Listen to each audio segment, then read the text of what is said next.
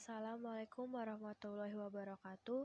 Perkenalkan, kami dari kelompok 3 ingin mempresentasikan materi tentang Drug Delivery System yang dimana beranggotakan saya sendiri ada SKSV, kemudian ditemani oleh teman-teman saya ada Dita Hana Alifa, Desti Indah Sucianti, Indasari, dan Karisma Arsifati Nadia. Oke, langsung saja untuk pembahasan yang akan dibahas pada kelompok kami yaitu Drug Delivery Device dan Target Delivery System, yang dimana masing-masing ada poin pembahasan yang akan kita bahas. Yang pertama ada Drug Delivery Device, yaitu pendahuluannya. Salah satu cara paling jelas untuk menyediakan obat lepas lambat adalah dengan menempatkan obat dalam alat pengantaran dan menanamkan sistem ke dalam jaringan tubuh. Nah, ada klarifikasi alat pengantaran obat, misalnya ini ada perangkat yang ditanam secara bedah untuk pelepasan obat berkelanjutan yang berkepanjangan, ada reservoir obat, perangkat yang ditanamkan secara bedah untuk pengiriman obat yang terkontrol terputus-putus, ada pompa dan saluran, kemudian implan untuk pelepasan obat yang terkontrol atau non-biodegradable, kemudian ada sistem pengiriman obat biosensor implan, yang selanjutnya ada perangkat mikrofluida untuk pengiriman obat, ada microchip pelepasan terkendali, implan yang dapat mengambil manfaat dari pelepasan obat lokal, kemudian ada stent vaskular yaitu koroner, karolis, dan vaskular perifer, kemudian ada implan mata, gigi palsu, dan implan ortopedi.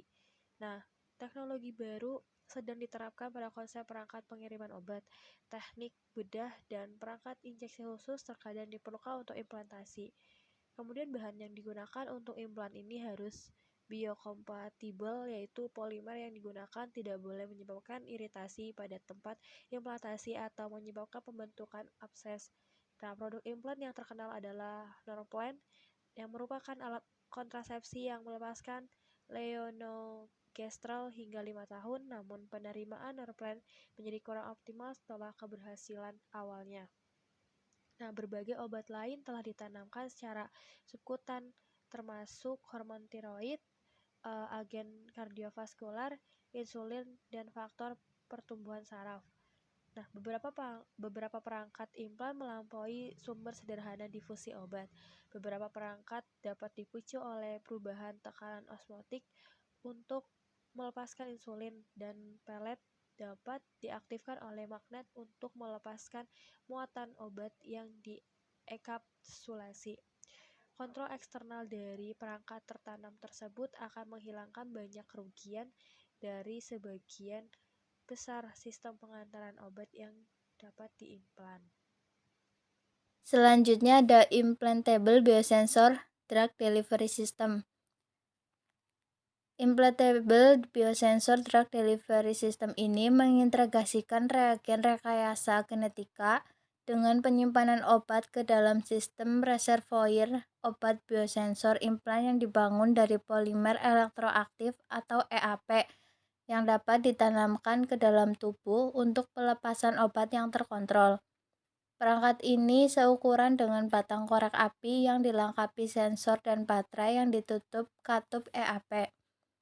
Muatan ini mengaktifkan katup polimer, menyebabkan katup terbuka dan memperlihatkan perforasi kecil pada pembukaan kapsul. Obat yang disimpan dalam kapsul kemudian merembes melalui perforasi sampai sensor menentukan bahwa jumlah yang cukup telah dilepaskan. Produk unggul ChipRx adalah sistem terapi mandiri yang terintegrasi penuh yang menghilangkan kebutuhan akan telemetri dan intervensi manusia. Sistem ini adalah perangkat terapi responsif sejati, biosensor, umpan balik elektrolik, dan pelepasan obat atau penanggulangan sepenuhnya terintegrasi. Dan di sini ada drug delivery device based on microfluidic. Yang pertama ada alat penghantaran obat berbasis mikrofluida.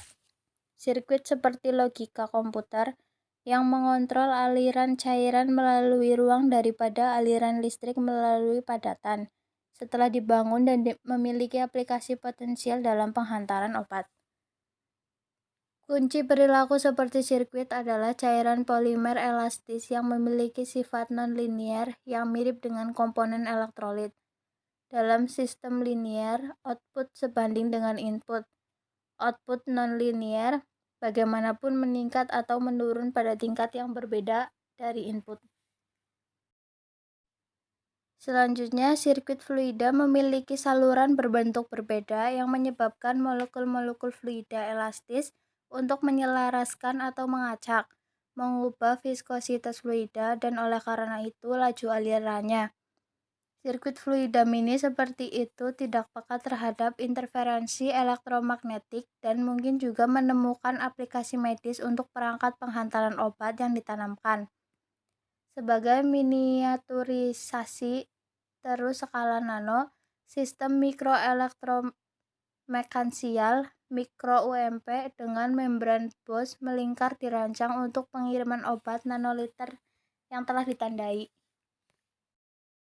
Selanjutnya ada microchip pelepas terkendali. Pelepasan obat terkontrol konvensional dari bahan polimer sebagai respon terhadap rangsangan tertentu seperti medan listrik dan magnet, ultrasound, cahaya, dan enzim. Teknologi microchip telah diterapkan untuk mencapai pelepasan larutan cair yang berdenyut. Mekanisme pelepasan didasarkan pada pelarutan elektrokimia membran anoda tipis yang menutupi reservoir mikro yang diisi dengan bahan kimia dalam berbagai bentuk. Berbagai jumlah zat kimia dalam bentuk padat, cair, atau gel dapat dilepaskan baik secara berdenyut atau secara terus-menerus atau kombinasi keduanya. Pemilihan bahan biokompatibel yang tepat dapat memungkinkan pengembangan implan lepas terkontrol otonom yang telah dijuluki sebagai apotek on a chip atau tablet yang sangat terkontrol atau tablet pintar untuk pengantar obat. Produk yang saat ini dalam pengembangan yaitu microchip eksternal dan implan untuk pengiriman protein, hormon, obat pereda nyeri, dan obat-obatan senyawa lainnya. Selanjutnya ada pompa dan saluran untuk pengiriman obat. Pompa mekanis biasanya berupa perangkat mini seperti infus yang dapat ditanamkan pompa dan kateter infus perkutan yang mengantarkan obat ke pembuluh darah atau tempat lain dalam tubuh. Contoh aplikasi pada perangkat ini yaitu 1. Infus morfin intratekal untuk mengontrol rasa sakit. 2. Pemberian obat intraventrikular untuk gangguan otak. 3. Kemoterapi arteri hepatik. 4. Infus heparin intravena pada gangguan trombotik. 5. Infus insulin intravena pada diabetes. Kemudian ada kelebihan dari perangkat ini yaitu 1. Laju difusi obat dapat dikendalikan. 2. Jumlah obat yang relatif besar dapat diberikan. 3. Pemberian obat dapat diubah atau dihentikan bila diperlukan. Oke, pembahasan selanjutnya yaitu ada target delivery system, yang dimana untuk pengiriman yang ditargetkan dan dikendalikan, sejumlah sistem pembawa dan perangkat pelacak sedang dikembangkan. Contohnya ada matriks seperti kaca, antibodi monoklonal, eritrosit yang disegel kembali, mikrosfer, dan liposom. Ada sistem yang lebih canggih berdasarkan mekanisme molekuler, nanoteknologi, dan pengiriman gen. Target Delivery Systems atau sistem pengiriman tertarget. Sistem pengiriman tertarget itu ada polymeric carriers for drug delivery atau pembawa polimer untuk pengiriman obat. Polimer terbagi menjadi 3 kelompok. 1. Polimer yang tidak dapat terurai. 2. Polimer terkonjugasi obat. 3. Polimer yang dapat terurai secara hayati. Pertama, polimer yang tidak dapat terurai stabil dalam sistem biologi sebagian besar digunakan sebagai komponen perangkat implan untuk pengiriman obat. 2. Polimer terkonjugasi obat atau melekat pada poliester larut air dengan ikatan yang dapat dibelah. Konjugat polimer ini digunakan untuk menargetkan obat melalui pemberian sistemik atau dengan menanamkannya langsung di tempat aksi yang diinginkan, di mana obat dilepaskan oleh pembelahan obat ikatan polimer. Contohnya dextrans, poliakrilamida, dan albumin. 3. polimer yang dapat terurai secara hayati, dapat terdegradasi dalam kondisi biologis menjadi tidak beracun atau produk yang dikeluarkan dari tubuh. Kompleks makromolekul dari berbagai polimer dapat dibagi dan dikategorikan menurut sifat interaksi molekulnya sebagai berikut. 1. Kompleks yang dibentuk oleh interaksi polielektrolit yang bermuatan akan berlawanan. 2. Kompleks transfer muatan. 3. Kompleks ikatan hidrogen. 4. Stereokompleks. Kompleks polielektrolit digunakan sebagai implan untuk penggunaan medis, sebagai mikrokapsul atau untuk mengikat produk farmasi termasuk protein. Fleksibilitas sintetis. Polifosfazen merupakan bahan untuk teknologi pelepasan terkontrol. Adapun karakteristik yang diinginkan dari sistem polimer yaitu 1. Reaksi jaringan minimal setelah implantasi. 2. Kemurnian dan reproduktivitas polimer tinggi. 3. Profil pelepasan obat yang andal. Adapun degradasi in vivo pada tingkat yang terdefinisi dengan baik dalam kasus implan biodegradable. Sistem pengiriman polimer yang ditanamkan pada situs tertentu adalah jenis reservoir, di mana obat akan dienkapsulasi ke dalam amplop polimer yang berfungsi sebagai membran yang dikendalikan laju difusinya atau jenis matriks, di mana obat akan tersebar merata dalam matriks polimer. Sistem biodegradable adalah sebagian besar dari jenis matriks di mana obat dilepaskan oleh kombinasi difusi, erosi, dan disolusi. Kerugian dari implan menyatakan bahwa ketika implan sudah terpasang, maka dosis tidak dapat disesuaikan dan pada penghentian terapi memerlukan prosedur pembedahan untuk mengeluarkan implan. Polimer degradasi in vivo digunakan sebagai nanopartikel untuk penghantaran obat. Selanjutnya, evaluasi polimer secara in vivo. Polimer biodegradable telah menarik banyak perhatian sebagian sistem pengiriman obat implan. Ketidakpastian dalam ekstrapolasi hasil in vitro ke sistem in vivo karena kesulitan karakterisasi yang tepat in vivo merupakan masalah yang signifikan dalam pengembangan sistem ini. Untuk menghindari keterbatasan ini, resonansi paramagnetik non-elektron atau EPR dan pencitraan resonansi magnetik atau MRI diterapkan pada karakterisasi pelepasan obat dan degradasi polimer in vitro dan in vivo. MRI ini memungkinkan untuk memantau kadar air, bentuk tablet, dan respon biologi sistem seperti edema dan enkapsulasi.